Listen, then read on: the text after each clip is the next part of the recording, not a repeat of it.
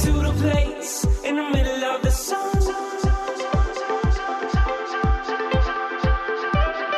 And we'll sing this song, sing it one by one. Hey, Love Tribe. What's up, guys? Thanks for tuning in. We hope you're having a wonderful day. Yes, today we have a great interview with Jennifer Lear, and Jennifer is a licensed marriage and family therapist, the founder of Reconcile, an online program for committed couples seeking help, as well as an educator on the process of living, self-acceptance, and stepping into your magic life. And today we talk about attachment theory. And we've talked about this on the show in the past, but we haven't visited it in a while. And we think it's a really important thing to understand to help you relate with your partner better. So Jennifer gives us the tools to understand what attachment theory is and how we can use it to understand our partner's deepest feelings, needs, triggers, and fears, and also for ourselves. So it's super valuable stuff to dig into. Yeah, and Jennifer gave us a lot of great book recommendations. So since this is one of the episodes where we're actually giving you guys all the bonus content that we would not normally do now that we've created our Love Tribe members program, we'll go ahead and add all of those books and resources onto the show notes page so you guys can check out just how great our Love Tribe membership is. Yeah, you'll see the transition towards the end of the show where we'll mention that we're going into the bonus content. And for just about the cup of a coffee, you can get this bonus content in every episode and add free shows so you don't have to skip forward. Maybe you're driving, you're running, and you're like, I don't want to hear this ad, even though it's a great product. We love our sponsors. You won't have that on the Love Tribe membership feed. Yep. So as always, thank you guys so much for subscribing, for sharing the podcast with your friends and family. That's what allows us to keep doing what we're doing. So we appreciate you guys and enjoy the episode. Today's show is brought to you by our online course, Spark My Relationship. Create more passion, improve your communication, and build a stronger, more intimate connection with your partner in less than 90 days. We've collaborated with 15 therapists and psychologists to bring you the strategies marriage therapists teach their clients. To unlock a special offer only for I Do Podcast listeners, visit sparkmyrelationship.com/unlock. That's sparkmyrelationship.com/unlock.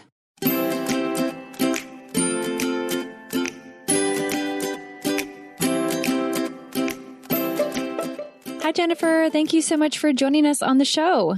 Hi. Thanks for having me. Today, we're going to talk about something we've talked about in the past, but we feel like it's always important to revisit and dive into, and that is attachment theory. And you write that it can help us understand our partner's deepest feelings, needs, triggers, and fears. So that seems like an important thing to understand. So why don't we start with what attachment theory is, and we can dive into the different types of attachment and how we can better understand ourselves and our partner through this understanding. Okay, that sounds good. Excellent. So let's start with having you tell us what attachment theory is, and then we'll talk about the different types of attachment. So attachment theory is this idea that when we were developing as children, that we, as mammals, we attach. We need to feel emotionally safe. And we nurture our children, and our children are nurtured by us. And depending on how available the parent was, it determines how it's like a nourishing network. So if a parent isn't available or is available in a certain kind of way, the baby, the infant or child develops strategies to feel safe. And so attachment is mammalian need to feel emotionally secure and be nurtured by our caregivers. Came from Bowlby, and Mary Ainsworth worked on it, and a number of people, and it's part of the underpinnings of emotionally focused therapy for couples by Sue Johnson. And so when you start seeing how people react, you'll start getting a sense of, okay, well, something must have happened to make them react this way. I personally don't think it's that important that a couple or a person understand the exact name or type of attachment so much as they start getting a handle on their underlying attachment fears and their underlying attachment needs. Well, let's talk about those. Maybe we can talk about the different kinds of attachments and then the attachment fears and needs. Okay. So we have secure attachment, which means there was good enough parenting and the child and ultimately the adult is secure and comfortable connecting emotionally in a relationship. There is more anxious attachment, which is, for whatever reason, the connection between the child and the nurturing parent wasn't always available, and the child became anxious about there being a secure base for them. There's more avoidant attachment, and this is someone where the being connected was actually dangerous to some degree. And so they are, the child sort of pulls away from the attachment. And this could happen if, you had a parent that was very punitive. There's more disorganized attachment, which sort of moves back and forth between like anxious and avoidant, or where there's not the pattern is more varied. So those are sort of just very, very basic ideas on attachment or definitions. How would you see those in a relationship? So could you give us maybe a couple examples of what it looks like to be in a marriage with somebody that has an avoidant attachment style versus? Sure. Yeah. So thinking of a couple, and I would say one person, I'm going to just use this as an example. One person was avoidant and one person was anxious. So the avoidant partner was always, let's say in this case, it was the avoidant. He would spend time like in the garage away from his partner. He avoided the connection. Connection was scary for him. And so what he went for was the surface flirty stuff, generally with people who weren't his partner, and avoided finding real connection with his partner because there was a layer of fear in being present. The partner, who was much more anxious, she chased after the relationship with great anxiety, heightened emotion, demanding, anger. But underneath it all was this huge fear that she was being abandoned. And that is being abandoned, that was primary for her and left her she didn't trust him, very anxiously attached. Obviously, this is going to present an array of problems, and there's all kinds of different combinations here. Let's go with this example, anxious and avoidant. How can they, and from what I understand, this is one of the more difficult pairings. How can they navigate that and, I guess, identify that they're exhibiting these behaviors, maybe where it comes from, and then move forward to relate better with each other? Right. So in this particular case, the work was getting her to slow down and get in touch with what she was really experiencing. So instead of being a train, like racing at him, which scared him, she had to slow down and go and look at, what am I feeling? And it started identifying how scared she was, how anxious she was, how hard this was for her.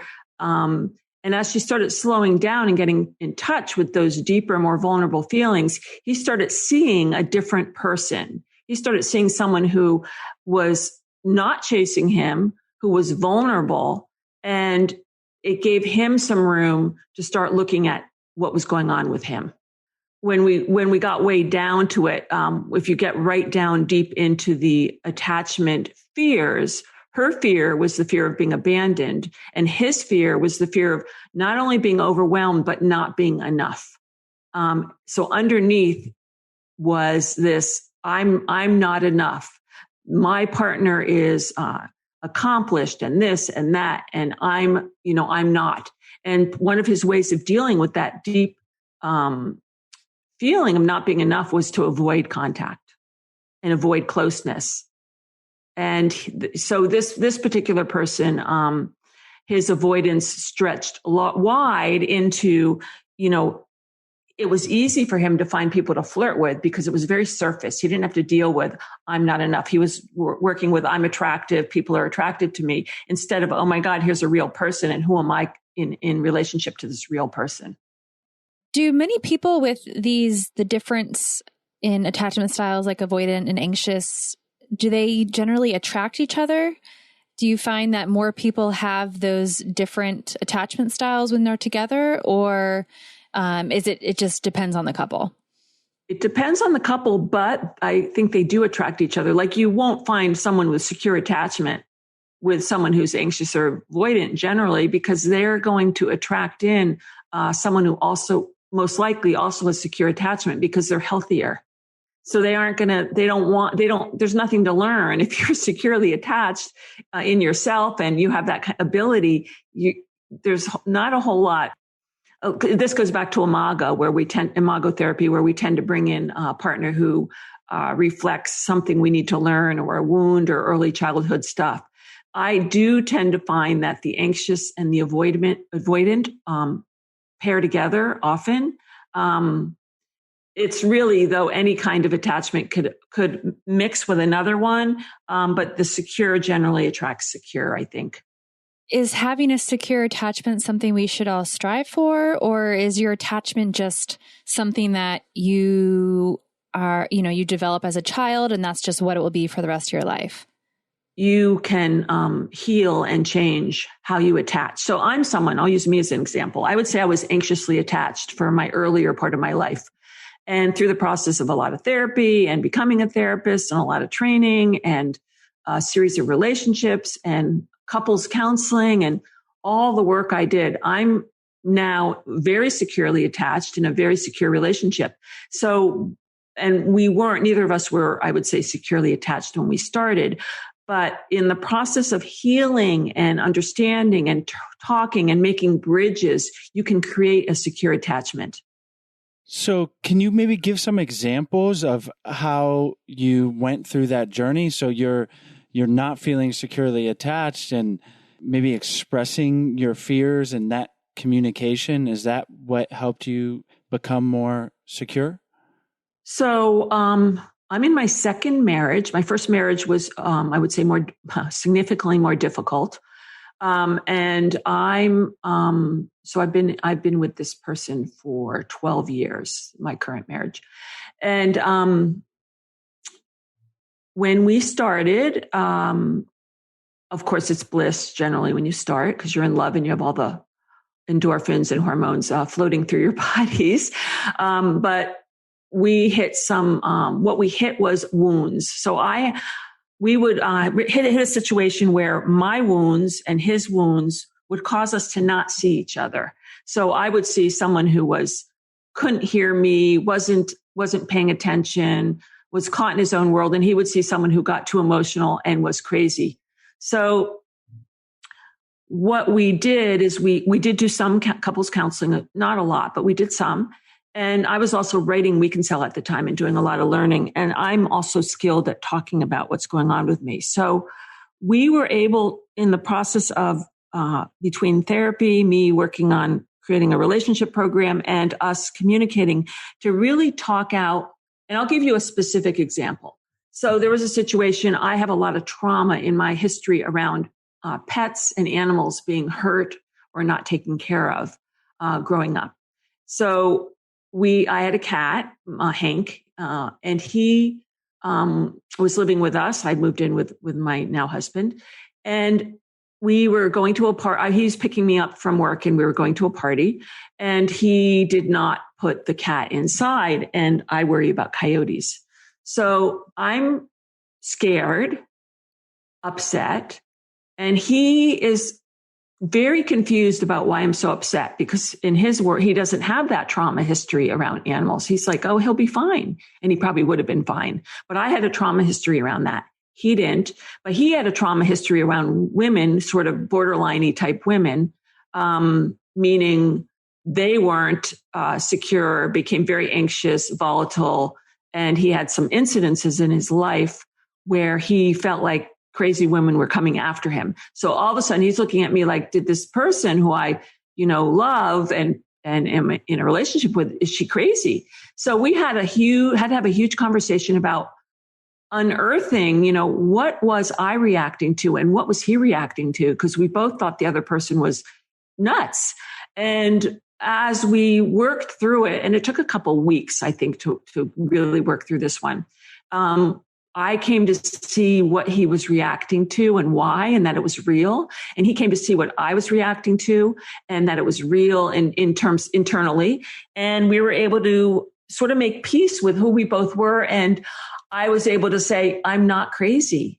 This is a real thing for me. And he was able to say, okay, I get that you have this fear and I'm willing to do what helps make you feel more secure. And in that way, we started building a much more secure connection based on, this is differentiation, it's all individuation, all that comes into this as you start working with your partner around the areas where you really get stuck. That is such a valuable, specific example of working through this. So thank you for sharing that. And I got to ask, was the cat okay? The cat was fine. His name was Hank, was a very, very special cat. And he was a master of the universe and he was fine. Yeah. Oh, good. Good.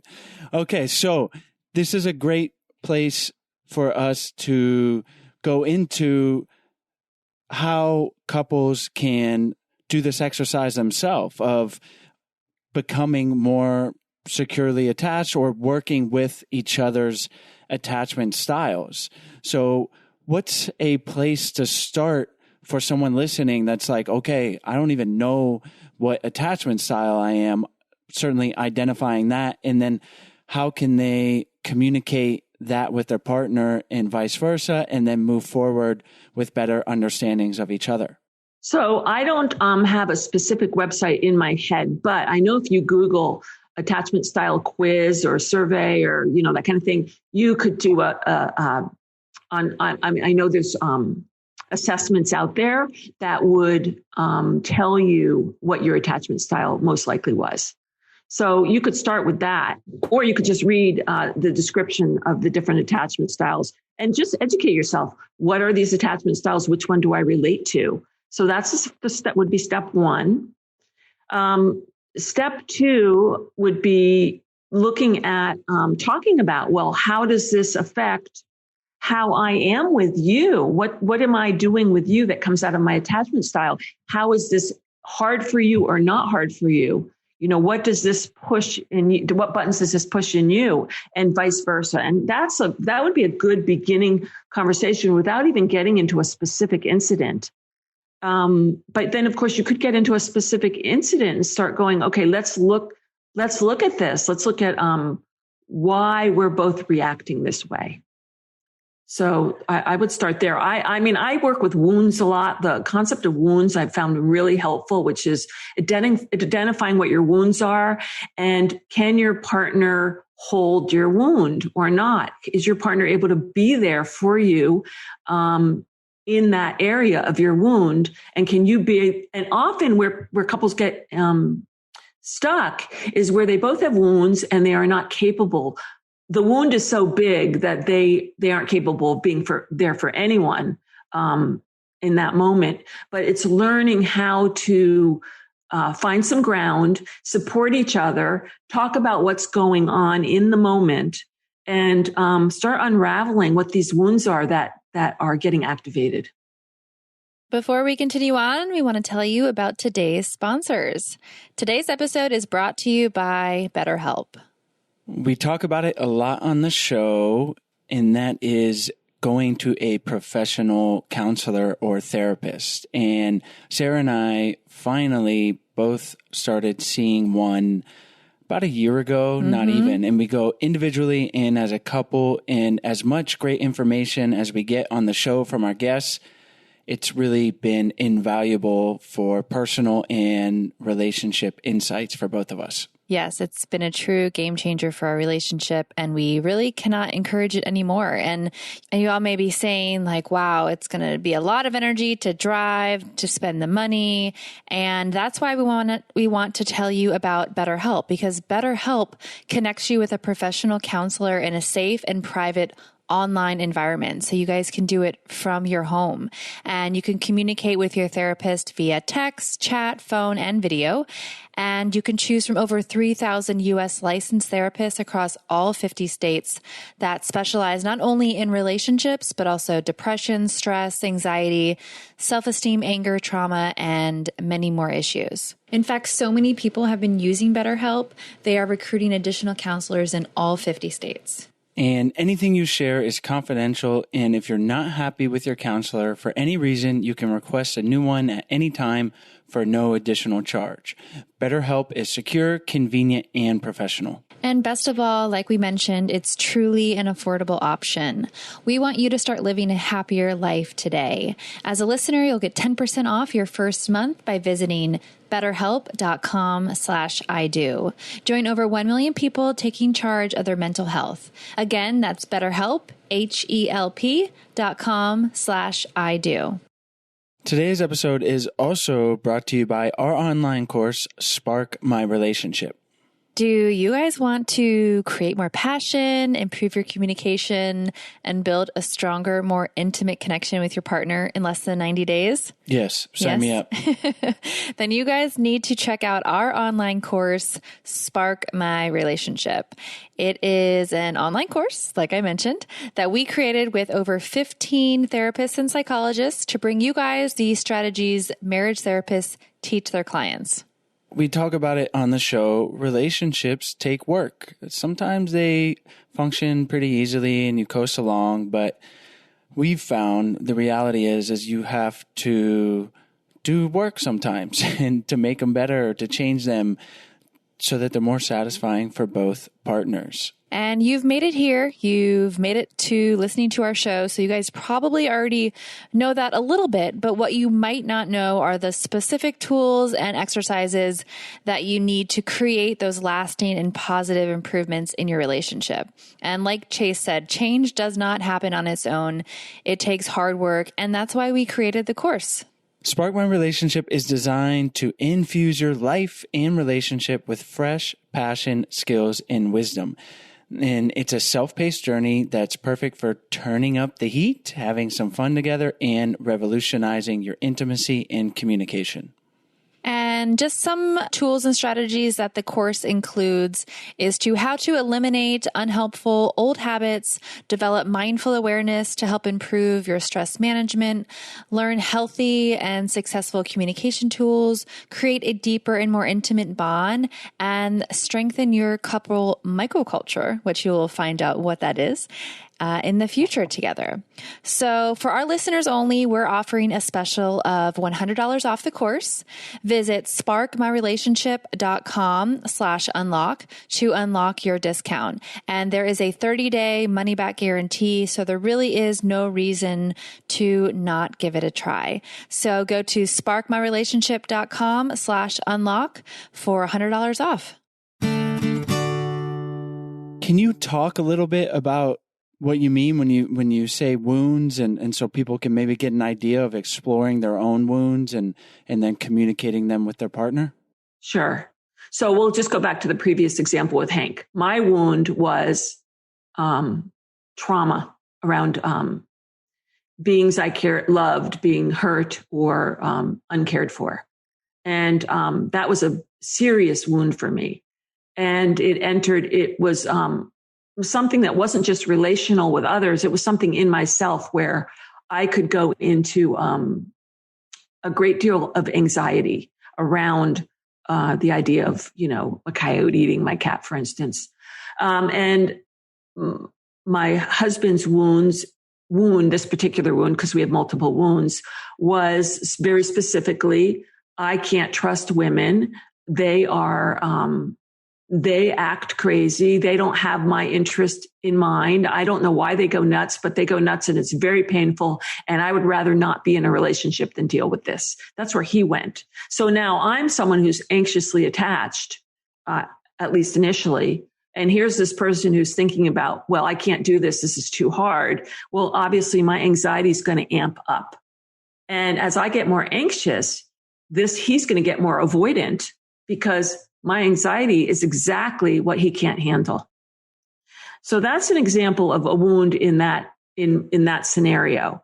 Other wounds could be, I'm thinking of another couple, and this couple, the male partner had a lot of early trauma around being abandoned by his mother, and he could not tolerate his partner going out with her friends. It brought up all this abandonment. That's a huge wound. Now, she, on the other hand, had been incredibly repressed and controlled by her mother. So when she wanted to go out with her friends and she had no intention of cheating or doing anything inappropriate, he would latch onto her in a way that brought up all her fears and her wound of being over-controlled. And she would just want to run and get out with her friends, which made him even more really, really, really extreme anxiety. So this is a more extreme example, but that's how this happens. We have to look at the pattern. And like one thing I call this is the cycle. And the cycle, this relates to emotionally focused therapy for couples. In the cycle, you have to look at the actual action. So let's suppose someone comes home late. I've cooked dinner. I'm going to use me. I've cooked dinner. The husband comes home late from work. I'm angry because he's late and I feel like he didn't consider me. He's upset because he's been working hard for us in his mind. And why am I angry? So what I do is I start crying. He gets mad, goes into his room and slams the door. I cry harder and go into the room after him. He says, forget this, and goes out to the bar to have a drink. So that's an example of a cycle. And it's breaking down, when I do this, you do this. And then, so you're breaking it down step by step. And then you've got to get under that. So why did I have that action? Why did I start crying? So you've got to get the couple opened up into their underlying vulnerable feelings. Well, I started crying because I felt like he doesn't care about me. And he got mad because he felt like she doesn't see me. Once you open up the more vulnerable stuff, you can have a real conversation about what's going on and not get stuck on the surface level of the problem, which is what you see, the crying, the door slamming, the going out to the bar. Thanks for that example. And it's so important to remember that, because probably 99% of the time it is the underlying thing there. And if we're never exploring why we're being triggered, or why it's the wound, as you say, of a partner being out, and how that might make you feel like you're being abandoned because you had a parent that abandoned you when you're a kid, like that's deep, deep stuff that's going to require some work. And maybe before you realize that, it just exhibits as you're like, hey, why do you have to go out? And then your partner, and like you said, it goes into this cycle. So it's really important work for us to do. And it's not easy to do. So I think just pausing to get that recognition of, why do I feel this anxiety in my body when my partner's out? It's not simply because my partner's out.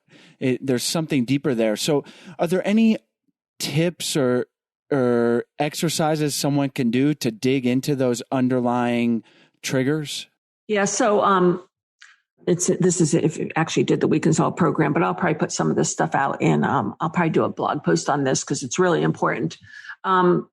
I have a menu of words. So there's the attachment needs, and the attachment fears. So you have to actually start looking at.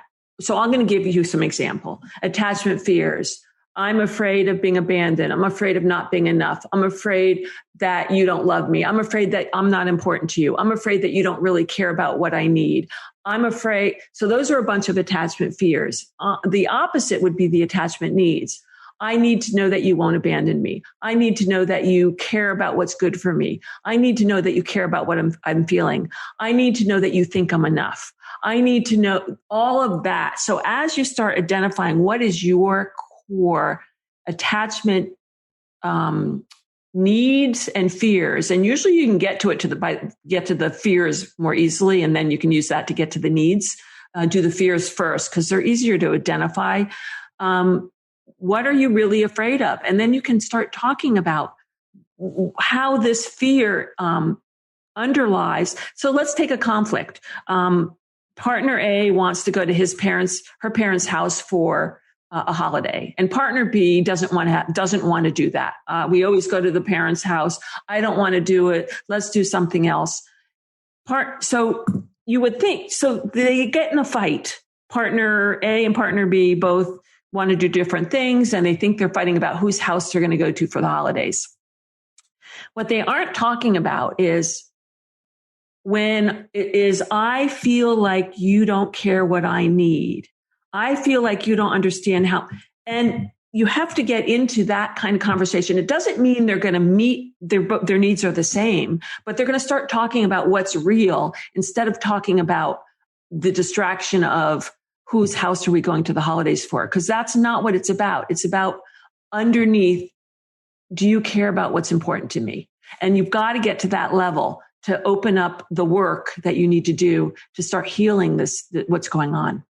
It's so important. And really, we can just start asking ourselves these questions and digging in. And if you've never done it, it's probably scary and hard at first. But do you recommend just kind of sitting down and contemplating these things? Or is it also in the moment as these feelings come up? I think it'd be really hard to do in the moment for most people because you're really caught in the, you aren't calm enough. The intellect gets hijacked by the emotions. And you actually need to be calm and really sit down and think about what are the things that I need most. And it can't be, I need you to go to my parents' house. It has to be, I need to know that you care about what's important to me.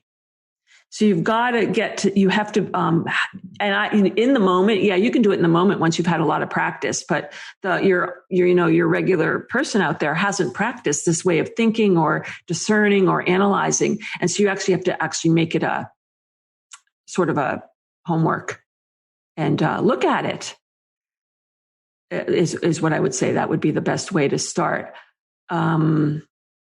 Yeah, it's really, really, really, that's why people do therapy. It's why they take workshops, they, do educational programs, because if you're in a closed system, you've got to open the system up and get new information in. This is new information for a lot of people. And it's not just, at their fingertips. They have to actually find a way to integrate this new information into their selves and their relationships so they can use it and change what's going on, because relationships really are a closed system. It's just you and your other person, and you've learned what you learned by osmosis growing up, and you're in this thing where there's not, how do you change it when you don't have anything new coming in? Have you ever worked with any clients that found that their attachment style changed later in life due to a trauma that had happened, or maybe a divorce where maybe they were secure, but then due to relationship issues or marriage, they became anxious or avoidant, and then brought that into any new relationships that they had?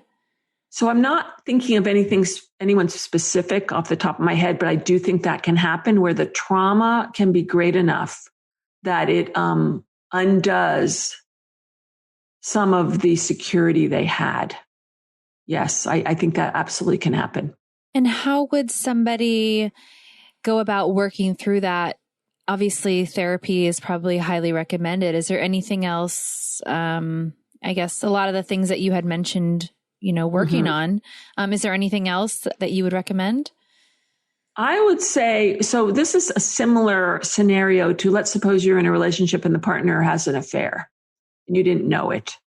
There's a similarity here. And the similarity is where were you that you didn't realize this was going on? Like, what did you accept? Were you accepting too little?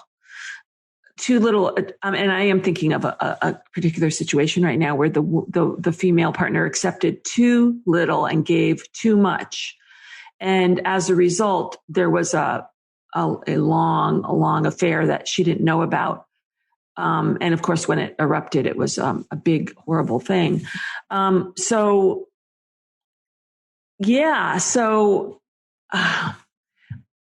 I think you can be securely attached, but still maybe just because you're securely attached doesn't mean that you are 100% healthy. Mm-hmm. It doesn't mean that you always pick the right person.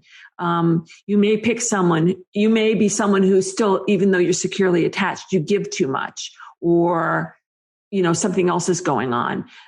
So it's a call to look at why, what, not that you're to be blamed, because there's no blame here, but what was happening that why did I pick this person? What was there for me to learn? What positive can I take away from this? Because there's always something, even if it means you need to learn how to take that stable, secure attachment that you thought you had and build it, make it deeper, make it more solid, and pick someone who's worthy of it. Well, Jennifer, you have given us and our listeners some great things to think about and explore. Before we move on to the bonus round of questions, are there any things you want to emphasize or some things we may have skipped over before we go forward? Before we continue on with the bonus content, we just want to remind you that these bonus questions are typically only available in our Love Tribe membership. But for the next few weeks, we are giving you guys a sneak peek of what these bonus questions are like so that you can fall in love with all these questions as much as we do and want to subscribe to continue listening to them. So again, for the next couple weeks, these bonus questions will be included in the episode. But if you want to continue to hear those bonus questions forever, you can become a Love Tribe member by visiting our website, idopodcast.com, or by clicking on the link in the show notes to easily sign up and gain access to these bonus questions as well as ad-free episodes. Enjoy. I think it's great to know your attachment style, but I don't think it's essential. I think it's essential to identify what your triggers are, what your wounds are, what your needs are, and your partners, and to create the space where you can actually hear, where you not only identify your own, but you can be there and hear your partners. Because a lot of what happens is when we're triggered, we become a one-person sort of system. And it's very difficult to reach forward to our partner and be there for them because of the state we're in. And a lot of the learning, if you look at Stan Tatkin, for instance, who does the psychobiology of couples, neurobiology, psychobiology, he looks at how when you hold each other, your bodies calm down. So there's a lot of, when you're triggered, you're not in that place where someone needs to reach forward and like hold the other person so that the bodies can start calming down. And you don't have to stay in this traumatized conflict place for as long. And over time, you'll find as you practice and learn this stuff, the conflicts will get shorter and shorter. And eventually they will be resolved in like 2 sentences. That's been my personal experience. And so there really is hope. This stuff is really learnable. It's just, you just have to know that it's possible and decide that it's worth doing, which obviously I think it is. 2-sentence conflict resolution is definitely a goal, a goal worth going for. So if we get there, that'll be a beautiful thing. Jennifer, we're going to jump into the bonus round of questions. What is one daily actionable tip that can help improve a relationship? One daily actionable. So this would go to the Gottmans. You got to stay positive. If you're feeling critical or you're using yourself in a way that's critical or contemptuous or any of that, you're heaping more debris on your connection. Really, really important to look for, what do I like about this person? What do I care about? Why did I fall in love with this person? So, and be kind. Know that they're as vulnerable as you are. Everybody's vulnerable. It's really difficult when we're all triggered and we don't know how to be there for each other, for both parties. And it's really good to remember that. What is one book or a resource you'd recommend for couples? Well, obviously, since I wrote Reconcile, I would recommend Reconcile, which is a intensive, I'd say intensive. Right now, it's probably going to get streamlined into smaller bits, but right now it's a complete relationship overhaul educational program. I would recommend that. Sue Johnson's Hold Me Tight is really good. It gets into the need to be really there for your partner. If you haven't done any therapy or need to really get into your family of origin stuff, an old book by Bradshaw is The Family. That's really useful. It really sort of depends where you're at. Are you, how are you with your, are you facile with your emotions or not? Do you understand your family history and how it impacted you or not? So many times you get people coming in saying, I had a great family growing up, and then you get into it and it was not great at all. So you have to, that's the very basic stuff before you even get into, how do I deal with my partner? Do you have any specific advice for newlyweds or engaged couples at the start of a long-term relationship journey? Absolutely. So, it is always so hopeful going into a relationship or a marriage, and yet the divorce rate is pretty high still. And it's wonderful that it's hopeful. But instead of spending your $30,000 on a wedding, put some of that money into what's going to happen when the love chemicals die down. Put some of that into either some premarital counseling, some workshops, some learning about relationships, because whenever you're in love, it's easy. It's when you've got stressors or a sick child or lose a job or, have a parent dying, or you just have a different conflict style or different needs. That's when all the hard stuff comes up. And that happens over the long haul, not, generally necessarily before the wedding. What advice would you give our single listeners who are looking for love? Work on yourself. I wrote a book. It's just a little quick, easy to read book called The Magic Cake, The 7 Ingredients of a Relationship Ready Person. And that helps a person determine it looks at very specific qualities and determine, number one, have I developed these qualities in myself? And number two, am I aware that I need these qualities in my partner? And it's a way to sort of just has exercises in it and stories and examples, but it's a way to sort of see where you're at and it's going to open up your thought process into, I never thought of this. I need to actually, character is important. People, we aren't taught about character, but character is important. Is this a person who honors their word or does what they say? There's all these different qualities that you can look at and apply to yourself and to other people. Well, Jennifer, thank you so much for coming on the show, giving us all this great information, exercises, and things to talk about. Our listeners can find all the information, the links to your website and the book recommendations in the show notes and on our website at idopodcast.com. And we appreciate your time. Thank you very, very much. I did want to say one thing. There is a quiz on the website. If you go to wecansell.com/quiz, it's a relationship quality quiz, and it will help you see what is and isn't going on in your relationship. But it was lovely talking to you. Thank you. Thank you so much. Hey, Love Tribe. We hope you guys enjoyed today's episode. As always, all the important links are on the show notes page on our website at idpodcast.com. And while you're over there, we hope you check out our 14-day Happy Couple Challenge, as well as all the free resources we have on our website. And thanks so much for listening, and we'll see you next week.